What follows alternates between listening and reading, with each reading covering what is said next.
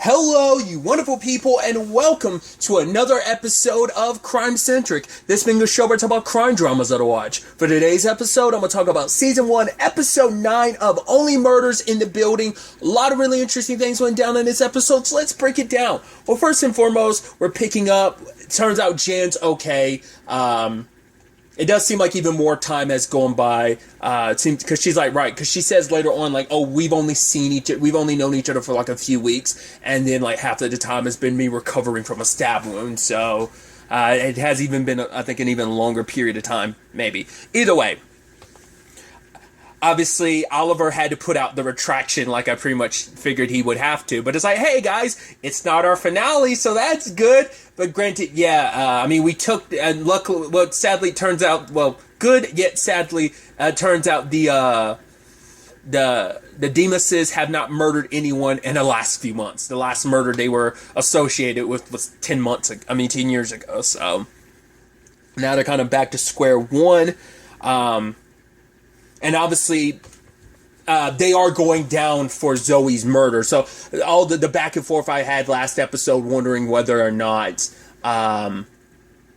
that them not being responsible for Tim's murder, would that have any correlation on the other stuff? It's like, no, they're kind of dead to rights on all that other stuff, so it's just Tim's murder. I just thought maybe finding them not guilty, that would kind of jeopardize and trickle down and affect everything else. But it seems like, no, they're going down for that. So that was kind of a moot point. I was kind of bouncing back and forth between last episode. Either way. But it's like, yeah, they're going down for Zoe's murder, just not Tim's. But Charles is kind of upset for himself that he let this happen. He's like, he let Mabel and Oliver kind of get inside of his head. And for him, it's like, right, he plans on quitting the podcast because it's like, right, Mabel's the one that means the most to him. Oliver's Oliver, and just like, he will never admit it, but he loves Oliver, but it's just kind of like, probably like a very strong love-hate relationship. And, Jan means so much more to him, so he wants to put the podcast aside and just so they can start, focusing on them. But at the same time, it's his stunt double. We find out later on, Saz shows up. And I was like, okay, it's going to be someone we know, but it's going to be a recognizable actor or something. It ended up being freaking Jane Lynch. I was like, what?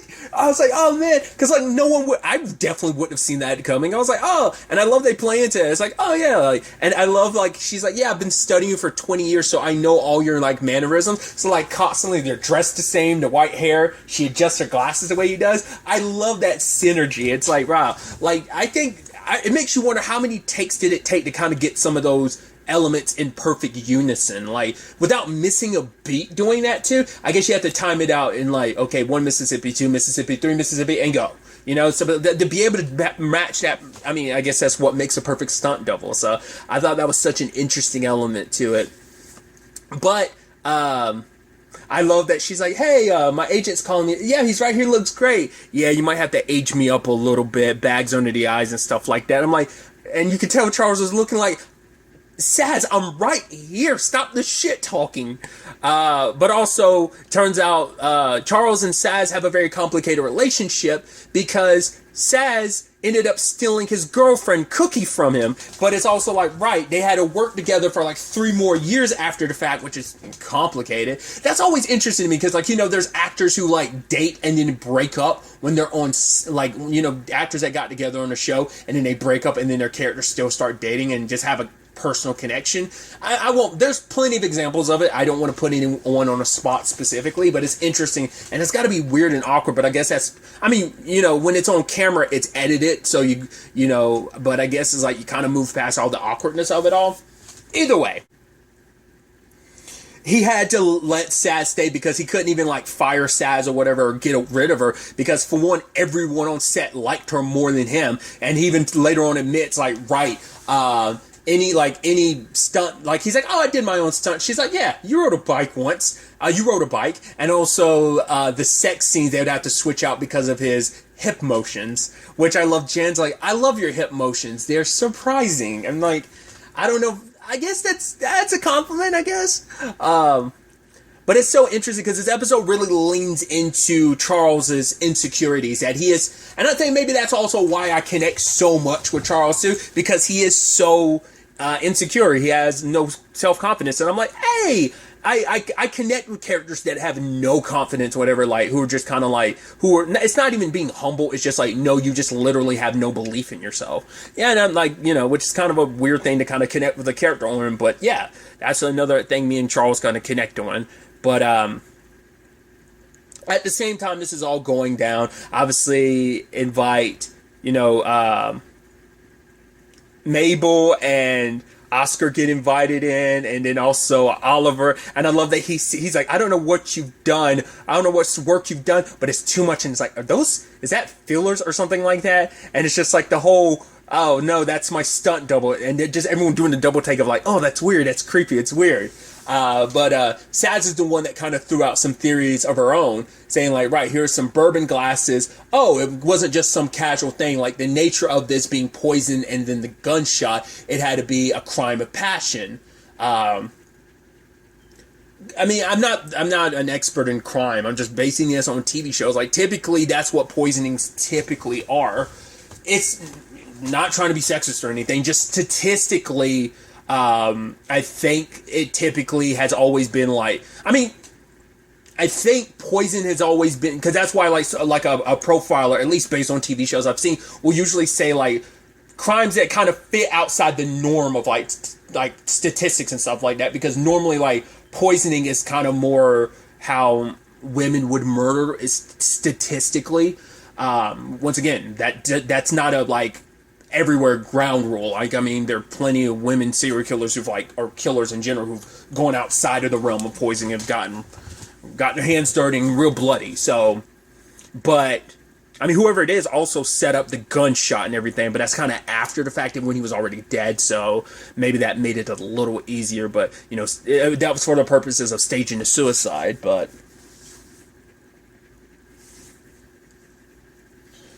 so it kind of fits with like the potential crime of passion that Saz is setting up.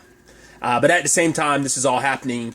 Our trio is being threatened about being evicted because the entire Bunny brings the entire building together to kick them out because, well, the building's kind of getting a bad reputation because it's like the therapist guy's like, yeah, no clients want to come here. It's like my children have to sleep in a said bed with me and they're shitting themselves and stuff like that because they're so scared. And it's like, well, is it really that? I mean, I guess like, but I mean, it's kind of on everyone in the building too, because I mean, you're kind of part of the problem too. We know people in this building also listen to the podcast too, so it's a little hypocritical when you're enjoying it and all about it, but then it's like, oh, like, but also it's like, the place will also get attention too, because people are like, oh my god, this is the place that podcast is filmed at, and this is the place where those murders take place, because people do weird shit like that all the time, like, oh my god, this is a, you know, house where a whole bunch of killings and stuff like that happened, and it's kind of an urban legend behind it. Like, people would go there, like, it'd become a tourist attraction. So, it's not all bad, but, you know, maybe it won't benefit you too much for as an apartment building, because that means future tenants would never come in, you know, and stuff. I don't know. I can see the detriment to it, but I feel like there's still an upswing to it, but maybe that's just me. And Oliver's not the only one getting evicted because of his pay and everything. I wonder, did Oliver take all that money and put it back into the podcast so that he probably didn't ever pay his bills? Well, I'm sure some of those checks probably had to bounce because Teddy's accounts probably got frozen after everything was all said and done. Maybe, I don't know. Either way, but it's not just him. Mabel's getting kicked out and so is Charles, and everyone's kind of voting on it. And you could tell, like, from what we saw in the crowd, some of the people in the building, like I would say it's probably like more than half, but it's like there were quite a few noticeable hands not up. And Howard was like, no, I appreciate these fuckwads, as Bunny called them, because my cat was poisoned by the same poison that killed Tim. So, and the fact of the matter is, and I think the killer also took Evelyn's leg. Why would the killer do that? And he's like, well, Evelyn had some gams on her, and it's like, Bunny's like, cool, there's already 6 complaints against you, Howard, so you might want to keep your head down and put your hands up. So he reluctantly has to agree. It's like, cool, they're getting kicked out, and if the murderer's here, stop murdering. It's like, okay. And at the same time, Charles had said, like, right, we'll stop the podcast, everything will be fine and go back to normal. But in that moment, it's like, then Bunny was like, yeah, you're still getting kicked out anyway. So, and for Mabel and Oliver, they were blindsided by it. And for Oliver, it's like, I mean, for Charles, it's like, yeah, my life was so much simpler when I didn't have you guys in it. But then, like, Mabel points out, yeah, you had nothing. You kept to yourself. You didn't communicate with anybody. You closed yourself off, and you would have lived the rest of your life like that if it wasn't for them. And he's like, yeah, like a 26-year-old, you would know all there is to know. And she's like, I'm 28, actually, so. And then when he went after Oliver, I love that whole thing of, like, him being like, oh, you took 2 bodies over the edge with you. It's Splash 2. He was like, that was mean. Great callback, but incredibly mean. He's like, I'm sorry, I'm not very good at confrontation. They're like, from our perspective, you seem pretty good at it. And he's like, right, I just want to spend time with my girlfriend, looking after her for the final days I'm in this apartment and be happy. And then all of a sudden he walks in and Saz is taking off. I was like, please don't tell me you're walking in on Saz and Jen. Please don't. And then all of a sudden it's like, no, everything's good, everything's fine. She was just, I feel like I was like, the moment they were just taking her shirt off, I was like, oh, it's like you're changing her bandage. That's all it is. But for him to say that line of, yeah, I just kind of assume everyone great in my life, anyone great I'm dating would end up cheating on me. And almost Jan's like, Jesus. Which I'm like, once again, I'm like, yeah, I was the dude back in high school who was dating, I had a girlfriend, lovely girl named Edith, who I wrote poems, and like she was like, right, are you writing these poems about us because it was about love, loss, and stuff, even though we were dating? She's like, you know, I mean, yes, we ended up breaking up. It was a long distance situation. She wasn't into a long distance relationship, but regardless, my point is, I'm like, oh, I connected it. I'm that guy that just assumed every relationship I'm ever in is doomed. I mean, yes, it's 3 for 3, but still, well, yeah, 3 for 3. In like long-term senses. Well, like one was like much more long-term than the others by a couple years in comparison. But regardless, tangents and all that aside, it's just like, oh. And so the fact is that Jan didn't want him to come to her bassoonist, like, you know, her being first chair and everything. He just kind of accepted it. But Saz, you know, it's like, I want to give you space. And it's just like, right. She's like, I, you know, did all this, studied you for so. I love it's like, right. I would never take your girlfriend. I said, again? And then she had the pause, again. I was like, yeah, I knew you had to add that tag to it. As at the time you're taking his napkins, his omelet, and his water. But, you know, she talks about that despite everything, the one thing she can never understand is why a wonderful person like him has no confidence in himself, you know? That is like, right, he's still like, right, he's just kind of taking it as is and just like, right, we both, you know, because it turns out Cookie left him too. He's like, after 20 years, he's like, I tried to keep things interesting, but you know, like all this new stuff, like what can you really do? And after 20 years, she just ended up leaving me for another guy. And he's like, which even she's like, right, I recognize how messed up it is that I'm leaning on you when it comes to this, but it's like, did you see Cookie leaving you? And he was like, no. Yeah, so they both got blindsided by it, which is that, once again, that awkward thing of like, right, I cheated on you with your girlfriend, and your girlfriend eventually left me after 20 years. That's kind of messed up because obviously her and Charles probably weren't dating nearly as long, but still. It is that situation of we both deserve a Jan in our life, and I'm almost like, don't say that after you took my previous girlfriend, regardless of her leaving you. You saying you wanting, but I guess I get it. The metaphorical sense of you don't want a literal Jan, but you want him. I mean, well, to be fair, a literal stunt double for Jan would be perfect for you, apparently. You know, since you are so much like Charles in that regard. But she convinced Charles to go out there and you know. Kind of take this opportunity, don't let it go by the wayside. And I love her saying like, yeah, we're about to get Tarantino'd because of like the podcast and the murders and all that stuff. I just thought that was so interesting.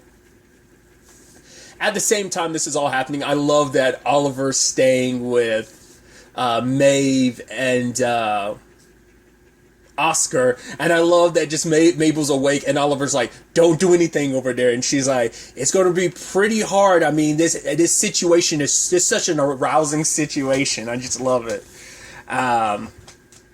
But Oscar's going to see a lawyer who can help try and clear his name, because it's like, right, the people actually responsible for Zoe's murder have been caught. So going through that whole process of just kind of wiping his record clean, you'd assume there's going to be like a restitution type of thing too. Like the city's probably going to have to pay him restitution for like the 10 years he was in prison and was innocent. So.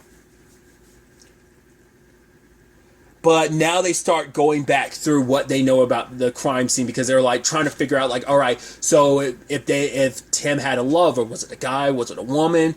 And then they were going through like the sex toys again, and they couldn't figure out what they were. And they're like, right, the trash and all of the trash bags in his apartment were all orange bags. So why did he have a blue trash bag? It's like, because he was taking out his girlfriend's trash. So they go ask his next door neighbor, who even admits, she's like, oh, I heard him. Like, I hated Tim, but oof, that man could do this. Like, because the way like him and his girlfriend were having sex, she was like, yeah, I couldn't help but hear it. And it's like, oh man, that's kind of, it's like, wow. She was like, I hated his guts, but man, could that man do some work, apparently, from what I could hear. But they look into the stuff, and then they notice, like, what was it? It was something exotic instruments. In that moment, I was like, it's music related. I was like, it is Jan. I'm like, so once again, did she stab herself? Once again, that's why I was like, her just jumping the gun to be like, oh, wasn't Nedemus's? Maybe we should be looking at Howard. I brought that up last episode. I was like, why would, that's what made her seem super suspicious, is the fact is that she had jumped on that so quickly. But then I was like, but it doesn't make any sense. Why point it towards Howard rather than the Demus? Like, why, but I guess maybe she knew that they had an alibi at the time, so she knew that it at the very least throwed him another curveball away and just keep, I don't know. Which I love her being like, wait, Sads offers you an alternative and there's no problem, but I do, and I get sent home and stabbed. And they're like, Jen, please, Sads is a stunt double. I think she knows what she's talking about. But yeah, like the Jan thing is so interesting. So I'm like, so I was like, was she Tim's girlfriend? Like, but why would she? I mean, it was a crime of passion. So why did she kill him? Did she think he was cheating on her? Like, maybe that's what that ends. Because there was that whole opening monologue where she was, comparing, like, it was a giant metaphor for relationships, but her relationship with her bassoon. And, it's like, right, if you don't warm it up, it can kind of sound different in code, and kind of talking about that relationship. It was a giant metaphor for relationships with people in general, like, kind of like making things work. So did things not work out with Tim? Did she think, like, based on all the stuff Tim was doing, did she think that Tim was cheating on her, not realizing that he was trying to clear out? Like, she didn't realize all the stuff that was going on that this was a part of. Is that what that's implying? Maybe, maybe not. But I'm thinking it's once again, just red herring after red herring. It seems like it's Jan, but she's probably not because the instrument in particular it's meant to clean bassoons. Well, she's not the only bassoonist there. I mean, at Arconia, yes. Well, maybe that we're aware of. There might be another. Because the impression is like, right, whoever his girlfriend is must live in the building, but she might not. I don't know.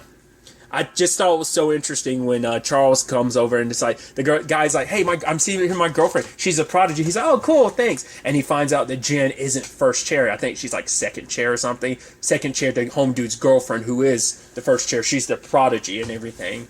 But in that moment, Charles and her lock eyes, and his nose starts bleeding because he kind of gets nervous and everything about like, ooh, she lied to me and now I'm caught here and now she knows I know and this is going to be weird, a confrontation. She asked me not to be here and I try to be spontaneous and try to be like, no, I'm here for you. I'm stepping outside of my comfort zone and doing this because I do care about you. So that kind of backfired. At the same time, Oliver and Mabel are finding out about that. So now she's switched over to suspect number one, and even they're going to jump to the same conclusion. She must have stabbed herself. I mean, it is interesting that the killer would come after her and then just they didn't murder her, but they sure as hell murdered Tim, so there's that. Once again, the note on the door saying, I'm watching you. I'm wondering what that's in reference to. Like, that didn't necessarily seem like it was from a killer. It was like, that's why Jan's situation's got to be something else entirely, maybe? I don't know. We'll ultimately have to wait and see where the next episode takes us. Next episode being the season finale. So it's going to be interesting to see how this wraps up. Obviously, I'm assuming we're going to get back to the opening of the first episode, that cold opening where we were like like 2 months into the future or something like that. So with like Mabel over a dead body, which I believe that's Bunny's body, but I could be mistaken. And she's like, it's not what it looks like. So we'll ultimately have to wait and see where this all ends up taking us going forward into the season finale. I'm so excited to find out. But really, that's all I'm going to talk about. Till the next time we meet, be happy, be safe, live life to the fullest, and enjoy it.